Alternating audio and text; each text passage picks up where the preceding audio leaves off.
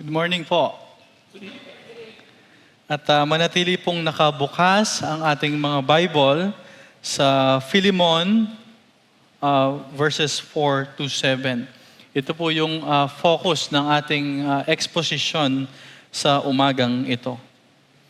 And before po natin pag-aralan, nais ko pong anyayahin kayo sa isang panalangin. Maraming salamat po sa pagkakataong muli kaming makalapit sa inyong salita.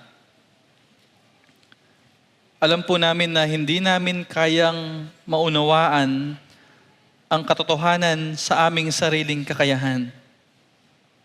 Kaya't ang dalangin namin na ang inyong banal na spirito na buksan ang aming isip upang maunawaan po ang inyong salita. At dalangin namin na buong puso po naming tatanggapin ito at susundin. Tulungan mo po kami na makita si Kristo sa aming sama-samang pag-aaral sa Philemon 4 to 7. At siya nawa ang maparangalan at mapurihan sa text na ito. Sa pangalan ni Jesus. Amen.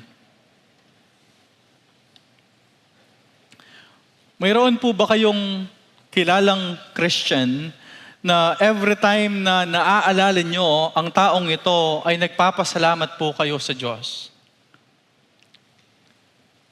Maybe hindi dahil siya ay famous or hindi dahil siya ay wealthy, but because he or she genuinely love Christ and faithfully love His people. Perhaps itong taong ito ay nagbigay po sa inyo ng encouragement sa times na ikaw ay discouraged. Or ang taong ito faithfully prayed for you. Someone na ang kanyang buhay ay reflected yung grace ng ating Panginoon. At every time na maalala po ninyo ang taong ito, ang inyong puso naturally give thanks to God. Ito po exactly ang na-experience ni Paul kapag naaalala niya si Philemon. Sa pagsusulat ni Paul sa letter na ito, while siya po ay nasa prison, hindi siya nag-start sa request agad. Although soon, si Paul po ay magre-request kay Philemon na patawarin at tanggapin si Onesimus bilang brother. Subalit ang ginawa una ni Paul, siya ay nag-pause to thank God for the kind of believer Philemon has become. Why? Dahil before si Paul mag-speak kung anong gagawin kay Philemon or ni Philemon, ni-remind ni Paul si Philemon kung sino siya sa biyaya ng Diyos. Kaya naman po ang ating title sa umagang ito is The Fruits of a Gospel-Shaped Servant. At hinati po natin sa 3 sections itong ating text. Una, makikita natin sa verse 4, Gospel-Shaped Gratitude. Sa verses 5 and 6, makikita naman po natin yung Gospel-Shaped Faith and Love. And sa verse 7, makikita po natin yung gospel-shaped encouragement. At mayroon lamang po tayong one main truth. And that is, our church needs more believers like Philemon. Our church needs more believers like Philemon. Sa verses 4 to 7, ay dinescribe ni Paul yung qualities na mayroon ang buhay ni Philemon. Itong mga qualities na ito ay hindi po produced ni Philemon by his own strength, but they were the fruits of the gospel at work sa kanyang buhay. At sa atin pong pagpapatuloy sa pag-aaral na ito, kailangan nating tanungin ang ating mga sarili sa important question na ito. If someone were to describe your Christian life, what evidence of the gospel would they see? If someone were to describe your Christian life, what evidence of the gospel would they see? Makikita ba sa atin ang heart na full of gratitude? Makikita ba sa atin yung ating faith na active and yung ating love for God's people? At nagbibigay ba ng encouragement and refreshments ang ating buhay sa ibang mga believer? Una, tignan po natin yung unang fruits ng isang gospel-shaped servant, which is gospel-shaped gratitude. Ganito po ang sinasabi sa verse 4, I thank my God always when I remember you in my prayers. Nakita natin sa verse 3 na binati ni Paul si Philemon with grace and peace. Now, before si Paul ay magbigay ng request, he offers thanksgiving. Ito po ay very important. Hindi po flattering or hindi din po pambobola ang sinabi ni Paul referring kay Philemon.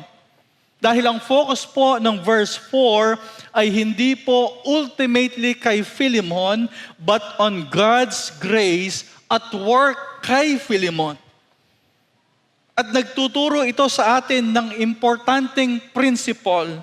Kapag po tayo ay nakikita na ang isang believer ay nag-grow, yung ating first response should be praise to God rather than praise to men.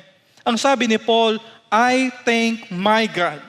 Hindi po ba't si Paul, habang sinusulat niya ito, siya po ay nasa prison.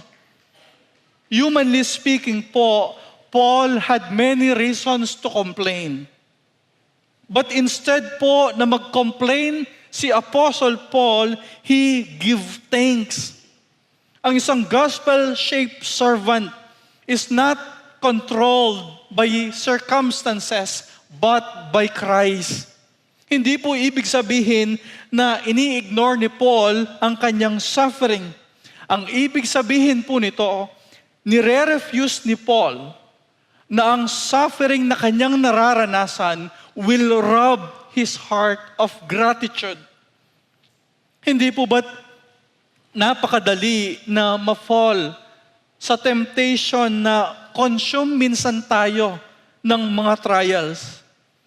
Kung minsan po, mas marami pong times na binabanggit natin yung ating mga problems, yung ating mga discouragement, yung ating mga disappointments rather than rejoicing in God's work among His people.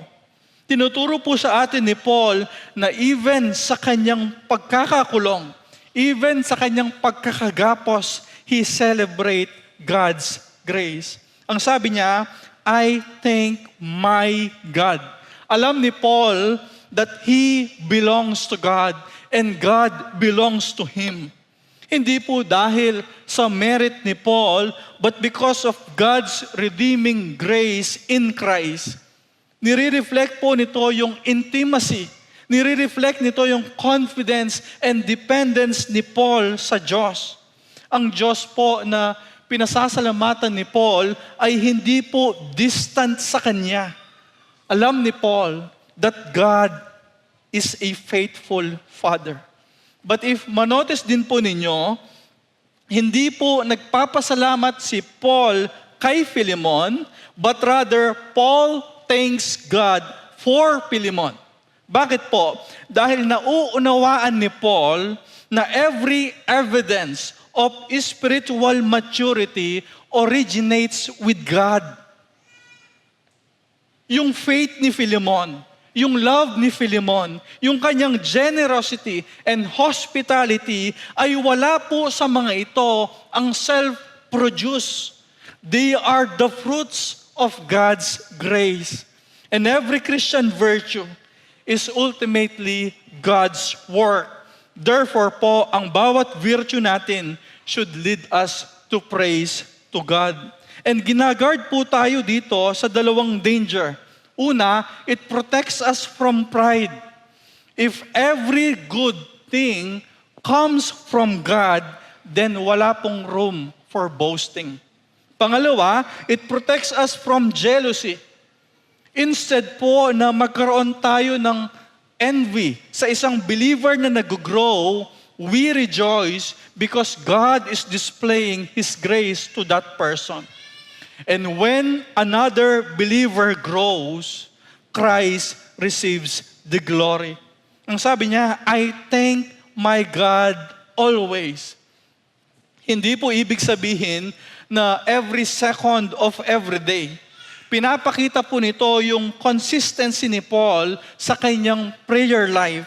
Ibig sabihin, ang kanyang gratitude ay hindi po occasional, it was habitual. Ang sabi niya, I thank my God always when I remember you in my prayers.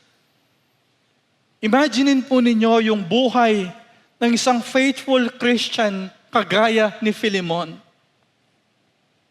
And ang question po sa ating mga believers today is that whenever someone remembers you, sila po ba ay nagpapasalamat sa Diyos? Then if mapansin nyo rin po, yung memory, which is yung remember, leads to intercession, which is ito po yung prayer. Ibig sabihin, yung relationship ni Paul kay Philemon ay hindi po rooted in sentimental, but rooted in spiritual. Paul prayed for him. Ito po ay genuine Christian love. Dahil ang prayer is one of the greatest expression of love because it entrusts another believer to God's care. Pangalawang fruits ng isang gospel-shaped servant is gospel-shaped faith and love. At ito po ay makikita natin sa verses 5 and 6. Ganito po ang sinasabi sa verse 5. Because I hear of your love and of the faith that you have toward the Lord Jesus and for all the saints. Now, nagbigay po si Paul ng reason for his thanksgiving sa verse 4. Bakit ganoon na lamang po yung pasasalamat ni Paul sa Diyos kay Philemon? Because Paul heard about the transforming work of the gospel sa life ni Philemon. Ang sabi dito sa verse 5, because I hear. Now, alam po natin na si Paul ay nasa prison sa Rome. At alam natin na si Philemon ay nakatira po sa Colossae. Ang layo po nila sa isa't isa ay nasa around 1,180 miles or 1,890 kilometers. Yet, yung news about sa Christian life ni Philemon had reached Paul. Ano pong ibig sabihin nito? Ang buhay ng isang faithful Christian cannot be hidden. It leaves a testimony that travels far and wide. Hindi po kilala si Philemon dahil siya ay wealthy or influential. He was known because he loved Christ deeply and cherished the people of Christ. Kapag po pinag-uusapan tayo ng ibang mga tao, what comes first into their minds? Yun ba yung ating career? Unang pumapasok ba sa kanilang isipan yung ating mga pag-aari, possessions, yung ating achievements sa buhay, yung ating savings sa bank account, or yung ating magandang family? Now, hindi ko po sinasabi na mali ang mga bagay na ito, pero hindi po ba't napakaganda na every time na tayo ay naaalala ng mga tao, ang kanilang ma-remember sa atin yung ating pag-ibig kay Kristo and love for His people. Ang sabi niya, because I hear of your love. Hindi po ito natural affection lamang. It is the love produced by the Holy Spirit. Ang love is not the cause of salvation. Love is the evidence of salvation. At yung love ni Philemon was so evident na kahit yung malalayong Christians ay nakakaalam dito. Ano pong klaseng love ito? Within sa ating context, makikita natin na ang love na ito ay na-mention sa verse 7. His love refreshed the hearts of the saints. Hindi po ito emotional love. Ito ay love that encourage. Ito ay love that serve. Ito ay love that strengthen other believers. Dahil ang biblical love is always active. Ito po ay nagmo-move beyond words into deeds. Ang sabi niya, because I hear of your love and of the faith that you have toward the Lord Jesus. Ang faith po is the foundation of the Christian life. Yung object po ng ating faith ay hindi po yung ating mga sarili. Hindi po yung ating works. Hindi po yung ating effort. Hindi po yung ating sincerity. Hindi yung kung gaano tayo ka-active. Yung object ng ating faith, it is the Lord Jesus Christ. And kung mapapansin nyo rin po sa text, hindi po binanggit ni Paul na Jesus lamang, kundi the Lord Jesus. And ito po ay nagre-remind sa atin na ang isang genuine faith ay tunay na kinikilala si Kristo bilang Lord. Dahil ang saving faith po ay hindi intellectual agreement lamang, kundi ito po ay personal trust, isang joyful submission and confident dependence upon Christ's Lordship. Everything po na ginawa ni Philemon for the saints is flowed from his faith in his Lord. And ito po yung order ng gospel. Faith in Christ produce love for His people. Hindi po pwedeng paghiwalayin ang dalawang ito. If mapapansin nyo rin po sa text, mayroon pong dalawang directions ang love and faith na ito. Again, nais kong basahin. Because I hear of your love and of the faith that you have toward the Lord Jesus and for all the saints. Yung vertical relationship with Christ produce horizontal love toward believers. Because a gospel-shaped servant trusts Christ wholeheartedly and loves God's people sacrificially.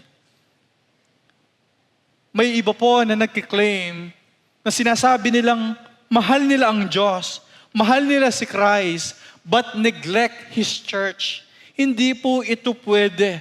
The more we know Christ, the more we love His people. And the more we love His people, the more na dinidisplay natin yung ating faith kay Kristo. Then sa verse 6 po, ganito ang sinabi ni Paul, and I pray that the sharing of your faith may become effective for the full knowledge of every good thing that is in us for the sake of Christ. Mapapansin po natin na prayerful person itong si Apostle Paul. Sa verse 4, nakita natin na minention na siya ay nagpray. Dito din po sa verse 6, na mention na siya ulit ay nagpray. At yung prayer po ni Paul kay Philemon is that he will continue to grow. Ibig sabihin po, sa ating Christian life, ito po dapat ay active. And ito po ay continuous journey. Wala pong believer na nag-graduate from spiritual growth. Sabi niya, and I pray that the sharing of your faith, yung word po na sharing, sa Greek, ito po yung madalas nating mapakinggan, ito po yung word na koinonia. Ito pong word na ito ay translated to fellowship, partnership, and participation. And si Paul, sa verse 6, hindi po siya referring about evangelism. Rather, he is speaking about Philemon's active participation in the life of God's people. Meaning si Philemon po ay mayroong generous partnership in the gospel that flowed from his faith. At yung prayer ni Paul, na yung partnership and participation ni Philemon sa gospel would become increasingly effective. Desire ni Paul na yung faith ni Philemon would continue producing visible fruit. Dahil ang genuine faith ng kagaya kay Philemon will grow, will serve, and will bless others.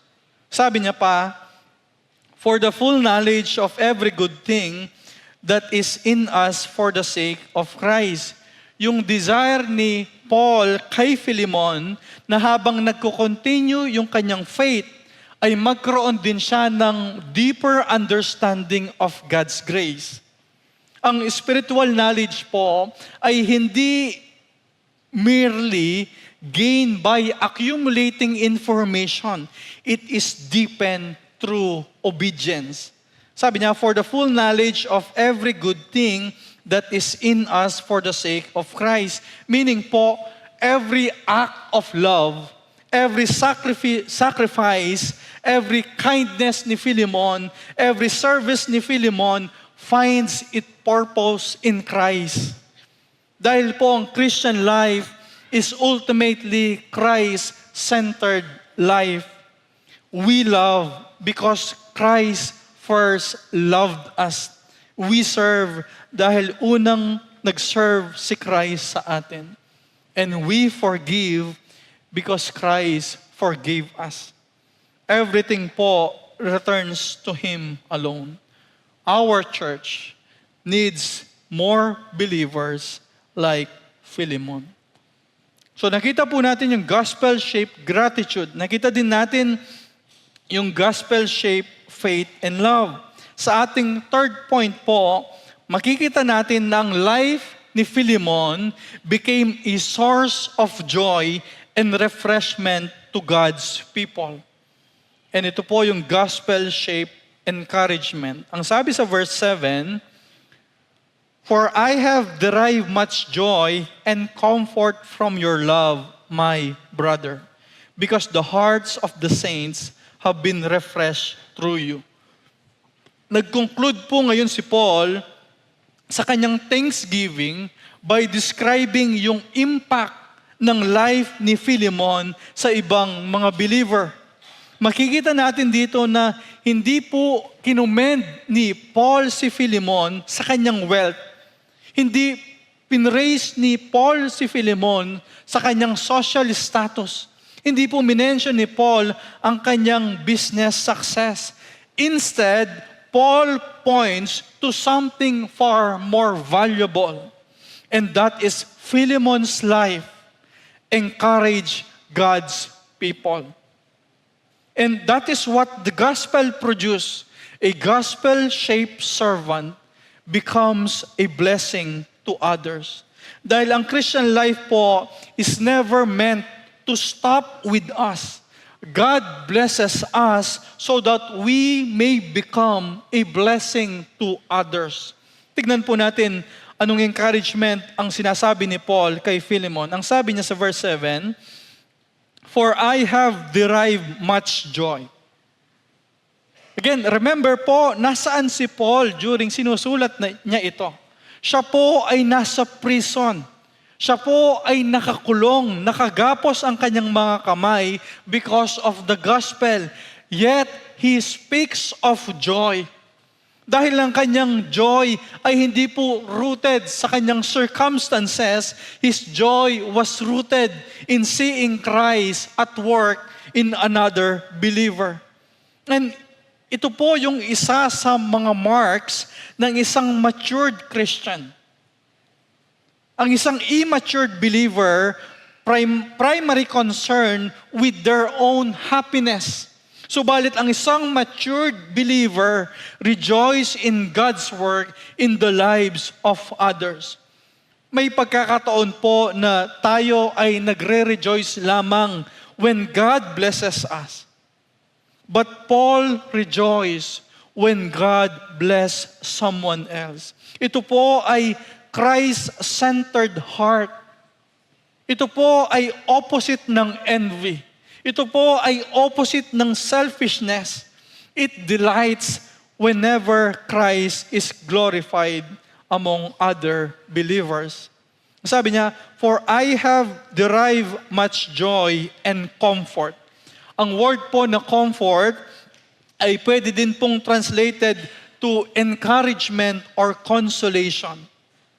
Hindi po ba't si Paul ay nakakaranas ng hardship during sa time na ito?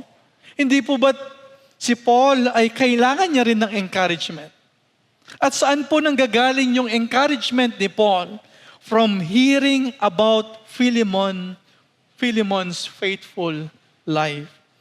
Imaginin po ninyo, probably wala man pong ideya si Philemon na yung kanyang ordinary faithfulness ay na-strengthen ang isang nakakulong na apostle thousands kilometers away. Maybe wala din po sa isipan ni Philemon na susulatan siya ni Apostle Paul at kasama ang letter na ito sa 27 canonized book ng New Testament. At nagre-remind po sa atin ito na huwag nating i-underestimate yung influence ng isang faithful Christian. Maybe hindi ka man tumatayo behind sa pulpit na ito, or maybe wala ka man sa spotlight sa church na ito, or hindi ka man ganoon napapansin. Yet, your faithfulness can strengthen weary believers. A kind word, a faithful prayer, a generous act, at isang buhay na consistently devoted kay Christ. God uses these ordinary means to encourage His people. Huwag po natin i-underestimate what God can do through ordinary faithfulness. Ang sabi niya, "For I have derived much joy and comfort from your love." Again, Paul returns to love. Everything po flows from love. Hindi po sinabi ni Paul na, "I have derived much joy because of your abilities, or because of your knowledge, or because of your success." Ang sabi niya, "For I have derived much joy and comfort from your love." Dahil ang love is the fruit of a gospel-rooted life. Ang love po ay hindi lamang basta emotion. It is demonstrated through action. Ang love na mayroon si Philemon was visible. People experience it. Believer benefits from it. And the saints were strengthened by it. That is a biblical love. Ang sabi niya, "For I have derived much joy and comfort from your love, my brother." Ito po ay more than sa isang polite greetings. Ito po ay reminder ng kanilang relationship they share in Christ. Nakita po natin last Sunday na gumamit si Paul ng family language sa verses 1 hanggang 3. Binanggit po niya na brother si Timothy, and now si Philemon ang kanyang sinasabihan na brother. Nakita din natin na si Apphia ay sister. Binanggit din ni Paul yung fellow worker, fellow soldier, and the church in your house. At nais i-remind ni Paul si Philemon that the gospel creates a new family. Ito po ay important dahil sa appeal ni Paul sa mga susunod verses ay gagamitin niya rin itong word na brother, referring po kay Onesimus para tanggapin ni Philemon. Paul gently reminds him what it means to belong to God's family. And then sa last part po ng verse 7, ganito ang sinasabi, "Because the hearts of the saints have been refreshed through you." Yung word po na hearts literally refers to the inner being. Meaning, ito po yung affections, ito yung deepest feelings. And then yung word po na refresh means to give rest, to revive, to renew, or to restore strength. At yung nais sabihin ni Paul kay Philemon, nagpapasalamat ako, Philemon, dahil ang buhay mo ay binibigyan mo ng rest ang mga weary and tired souls. Imaginin po ninyo ang isang traveler na naglalakad sa disyerto for many hours sa ilalim ng isang matinding sikat ng araw. Siya po ay walang tubig at siya ay exhausted. And finally, siya po ay nakakita ng oasis at mayroong fresh water. At ang traveler na ito ay unti-unting bumabalik yung kanyang strength. Yun po yung picture na nais sabihin ni Paul kay Philemon. Philemon was that kind of believer.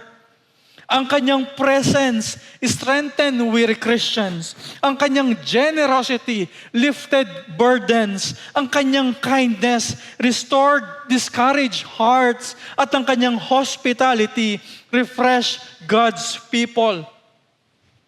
Hindi po sinabi ni Paul kay Philemon na you preach good sermons. Ang sabi niya, you refresh people.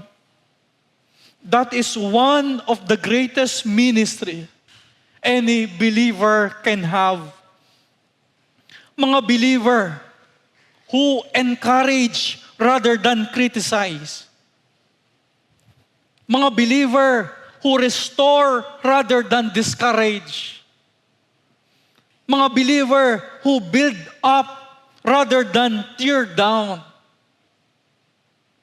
And yung question po sa atin na pwede nating tanungin sa ating mga sarili is that when people live a conversation with me, are they refreshed or drained?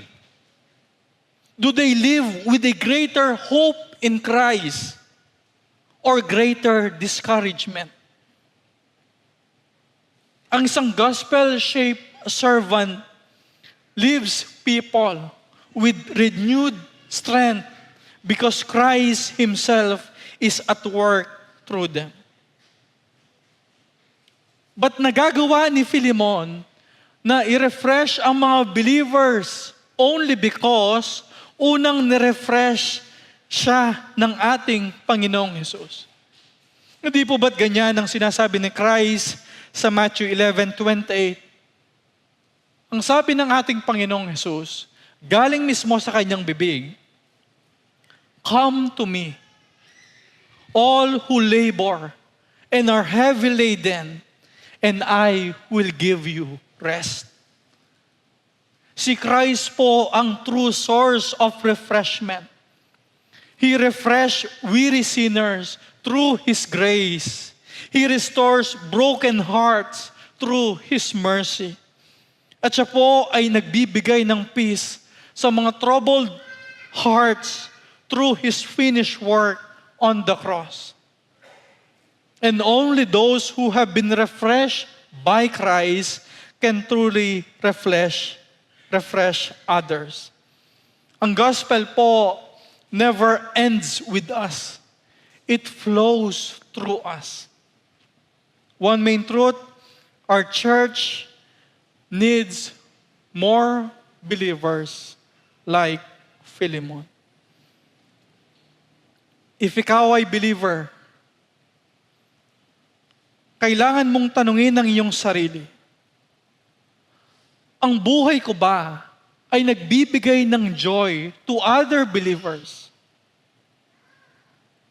Saan ka po kilala? Ikaw ba ay kilala na nagbibigay ng encouragement or ikaw ay nag-iiwan ng discouragement? Na-experience ba ng mga kapatid ang love ni Christ through your words and actions?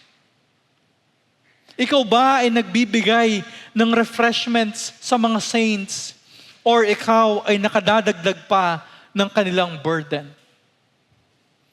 ang ating church ay hindi lamang po kailangan ng mga gifted and capable leaders. We also need a believer na ang kanilang buhay consistently refresh the hearts of God's people.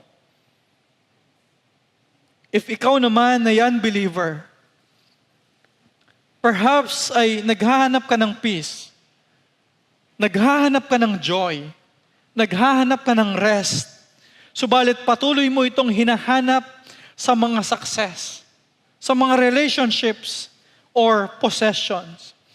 Ang refreshment ng iyong soul ay kailanman ay hindi matatagpuan sa mga bagay na ito. It is found in the person of Jesus Christ alone. He invites weary sinners to come to Him, receive forgiveness, and find true rest. Tayo po ay manalangin.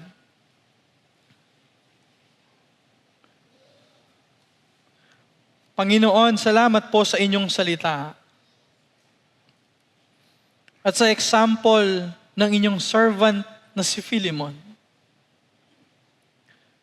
We praise you dahil ang gospel ay hindi lamang sinisave kami mga sinner, kundi tinatransform din po yung aming mga buhay. Thank you for showing to us what a gospel-shaped servant looks like. Patawarin niyo po kami sa aming lack of gratitude, sa aming weak na faith, and sa aming selfish love. And patawarin niyo po kami sa pag-fail to refresh yung hearts ng aming mga brothers and sisters in Christ. Tulungan niyo po kami na maging kawangis ng aming Panginoong Hesus.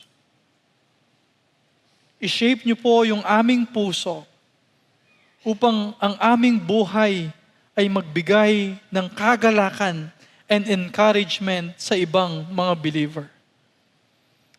Dalangin po namin sa inyong church sa CBC na mag-raise up kayo ng mga men and women na kagaya ni Philemon, na ang kanilang buhay ay nagre-reflect ng beauty ng gospel.